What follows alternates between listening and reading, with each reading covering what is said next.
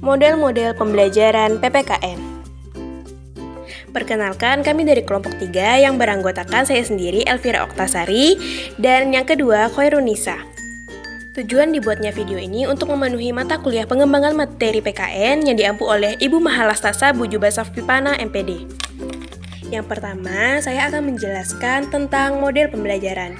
Nah, model pembelajaran merupakan bentuk pembelajaran yang menggambarkan proses kegiatan belajar mengajar dari awal sampai akhir yang disajikan secara khas oleh guru. Selain itu, model pembelajaran juga merupakan bungkus atau bingkai dari penerapan suatu pendekatan, metode, strategi, dan teknik pembelajaran. Sebuah model pembelajaran biasanya tidak dipakai untuk menjelaskan proses pembelajaran yang rumit, tetapi model pembelajaran dipakai untuk menyederhanakan proses pembelajaran dan menjadikannya lebih mudah dipahami dalam tindakan saat proses pembelajaran berlangsung. Model pembelajaran berperan penting dalam mengisi kegiatan pembelajaran. Guru harus mengaitkan model-model pembelajaran pada materi yang akan diajarkan kepada siswa. Selanjutnya, ada 16 model-model pembelajaran yang berkaitan dengan PPKN, yaitu sebagai berikut. Yang pertama, model pembelajaran demonstrasi. Yang kedua, model pembelajaran direct interaction atau pembelajaran langsung. Yang ketiga, model pembelajaran group investigation. Yang keempat, model pembelajaran inquiry based learning. Yang kelima, model pembelajaran jigsaw. Yang keenam, model pembelajaran mind mapping. Yang ketujuh, model pembelajaran picture and picture. Yang ke-8, model pembelajaran probing prompting. Yang ke-9, model pembelajaran problem based learning. Yang ke-10, model pembelajaran problem posing. Yang 11, model pembelajaran problem solving. 12, model pembelajaran project based learning. 13, model pembelajaran problem cartridge learning. 14, model pembelajaran discovery learning. 15, model pembelajaran simulasi. Dan yang terakhir, 16, model pembelajaran tebak kata. Nah, menurut kami, model pembelajaran yang cocok digunakan untuk anak SD yaitu yang pertama ada model pembelajaran inquiry based learning, yang kedua model pembelajaran jigsaw, dan yang ketiga model pembelajaran simulasi. Yang pertama, model pembelajaran inquiry based learning. Nah, model pembelajaran ini tidak hanya meningkatkan perolehan atau penemuan jawaban-jawaban atas keingintahuan peserta didik saja, tetapi melainkan lebih daripada itu. Nah, juga mendorong aktivitas peserta didik melakukan penelusuran, pencarian atau searching, penemuan, penelitian, dan pengembangan studi atau kajian dan analisis lebih lanjut. Nah, model pembelajaran ini melibatkan siswa pada saat proses pembelajaran langsung dengan menggunakan cara-cara bertanya dan cara berpikir kritis. Selanjutnya, ada langkah-langkah model pembelajaran inquiry based learning. Yang pertama, stimulation. Nah, guru memulai pembelajaran dengan bertanya kepada siswa terkait permasalahan yang sering terjadi. Yang kedua, problem statement. Nah, siswa diberi kesempatan untuk mengidentifikasi suatu permasalahan dan mencari tahu cara untuk memecahkan masalah tersebut. Yang ketiga, data collection. Nah, siswa mencari informasi yang relevan. Yang keempat, data processing. Data yang dapat diolah dengan benar dan ditafsirkan dengan logis. Yang kelima, verification. Nah, hasil data yang sudah diolah dapat diperiksa kebenarannya. Yang keenam, generalization. Nah, tahap akhir, siswa menyimpulkan hasil analisisnya dan dipresentasikan di depan kelas. Adapun kelebihan dan kekurangan model pembelajaran inquiry based learning.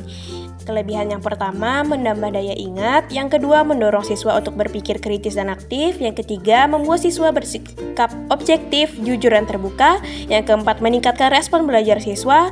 Yang kelima, memberi kebebasan siswa untuk belajar secara mandiri. Dan yang keenam, mengembangkan sikap pengetahuan dan keterampilan siswa. Selanjutnya, ada kekurangan model pembelajaran inquiry based learning. Yang pertama, membutuhkan waktu dalam persiapan mental siswa. Yang kedua, memerlukan waktu yang panjang dalam menerapkan model pembelajaran IBL. Yang kedua, model pembelajaran jigsaw.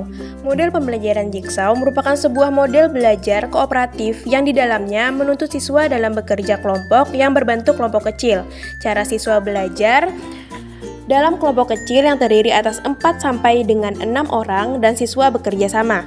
Selain itu, siswa memiliki banyak kesempatan untuk mengemukakan pendapat dan mengolah informasi yang didapat maupun dapat meningkatkan keterampilan berkomunikasi.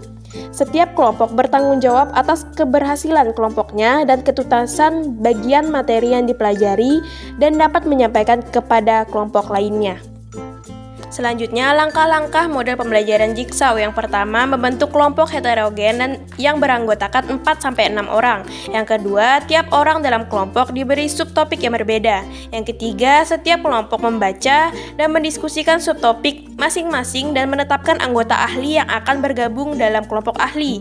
Yang keempat, anggota ahli dari masing-masing kelompok berkumpul dan mengintegrasikan semua subtopik yang telah dibagikan sesuai dengan banyaknya kelompok.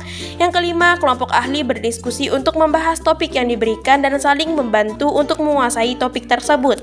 Yang keenam, setelah memahami materi, kelompok ahli menyebarkan dan kembali ke kelompok masing-masing, kemudian menjelaskan materi kepada rekan kelompoknya. 7.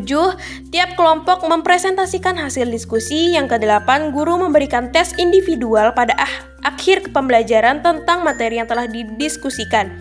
Yang terakhir, siswa mengerjakan tes individual atau kelompok yang mencakup semua topik. Selanjutnya, kelebihan dan kekurangan model pembelajaran Jigsaw. Kelebihan yang pertama, mempermudah pekerjaan guru dalam mengajar karena sudah ada kelompok ahli yang bertugas menjelaskan materi kepada rekan-rekannya. Yang kedua, pemerataan penguasaan materi dapat dicapai dalam waktu yang lebih singkat. Yang ketiga, metode pembelajaran ini dapat melatih siswa untuk lebih aktif dalam berbicara dan berpendapat. Selanjutnya, kekurangan yang pertama, pengelompokan dilakukan terlebih dahulu, mengurutkan kemampuan belajar siswa dalam kelas. Yang kedua, sebelum tim ahli, misalnya ahli materi pertama, kembali ke kelompok asal yang akan bertugas sebagai tutor sebaya, perlu dilakukan tes penguasaan materi yang menjadi tugas mereka. Yang ketiga, model pembelajaran simulasi. Model pembelajaran simulasi merupakan model pembelajaran yang membuat suatu peniruan terhadap sesuatu yang nyata terhadap keadaan sekelilingnya atau proses. Model pembelajaran ini dirancang untuk membantu siswa mengalami berbagai proses dan kenyataan sosial untuk menguji reaksi mereka, serta untuk memperoleh konsep keterampilan pengambilan keputusan.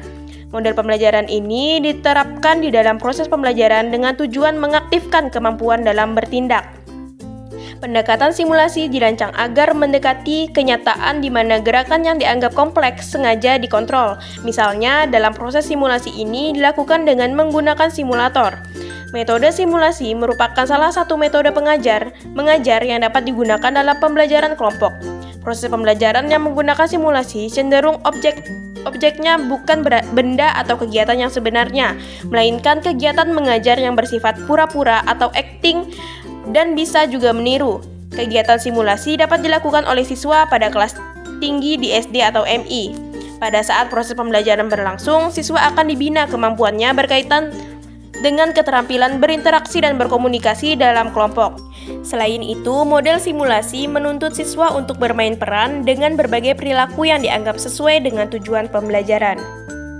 Langkah-langkah model pembelajaran simulasi. Yang pertama, menetapkan topik simulasi yang diarahkan oleh guru. Yang kedua, menetapkan kelompok dan topik-topik yang akan dibahas. Yang ketiga, simulasi diawali dengan petunjuk dari guru tentang prosedur, teknik, dan peran yang dimainkan. Yang keempat, pengamatan terhadap proses, peran, teknik, dan prosedur dapat dilakukan melalui diskusi. Yang kelima, kesimpulan dan saran dari kegiatan simulasi. Adapun kelebihan dan kekurangan model pembelajaran simulasi. Kelebihan yang pertama, siswa dapat melaksanakan interaksi sosial dan komunikasi dalam kelompoknya. Yang kedua, aktivitas siswa cukup tinggi dalam pembelajaran sehingga terlibat langsung dalam pembelajaran. Yang ketiga, dapat membiasakan siswa untuk memahami permasalahan sosial. Hal ini dapat dikatakan sebagai implementasi pembelajaran yang berbasis kontekstual. Yang keempat, melalui kegiatan kelompok dalam simulasi dapat membina hubungan personal yang positif. Yang kelima, dapat membangkitkan imajinasi. Yang keenam, membina hubungan komunikatif dan kerjasama dalam kelompok. Selanjutnya, yang kekurangan. Yang pertama, relatif memerlukan waktu yang cukup banyak. Yang kedua, sangat bergantung pada aktivitas siswa. Yang ketiga, cenderung memerlukan pemanfaatan sumber belajar. Dan yang keempat, banyak siswa yang kurang menyenangi simulasi sehingga simulasi tidak efektif. Baik, itu saja yang dapat saya sampaikan. Kurang dan lebihnya saya mohon maaf. Semoga bermanfaat bagi teman-teman. Wabillahi taufiq wal hidayah. Wassalamualaikum warahmatullahi wabarakatuh.